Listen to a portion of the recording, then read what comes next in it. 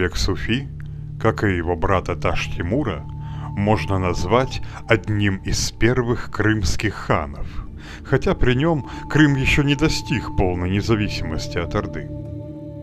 Бек Суфи был соратником Джалаледдина, сына Тохтамыша.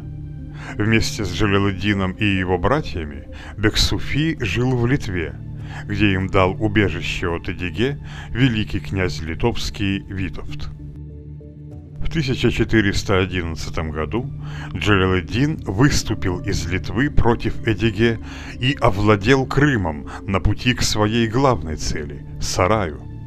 Вместе с ним на полуостров прибыл и Бек Суфи.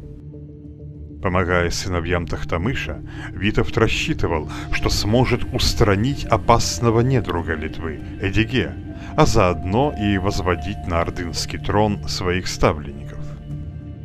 Однако ожидания Витовта осуществились лишь частично, хотя сыновья Тохтамыша и ликвидировали Эдиге, при этом они истребили друг друга в междоусобной борьбе.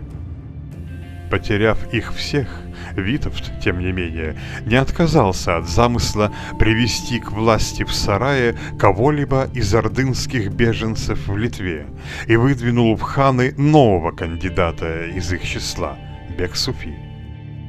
Такой претендент на престол вполне устраивал крымскую знать, поскольку в многолетнем противоборстве рода Тохтамыша с Эдиге большинство крымских беев поддерживало союзников Тохтамыша.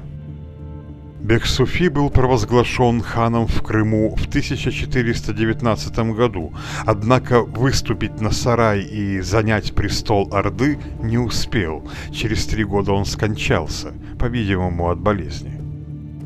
О деятельности Бек Суфи в Крыму сведений не дошло, но от его правления сохранился интересный артефакт – двуязычные генуэзско-татарские монеты, серебряные аспры.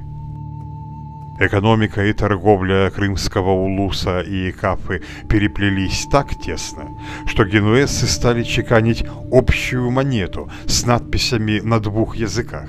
Выпускать такие деньги начали при Бек Суфи, а закончили при Менгли Герае.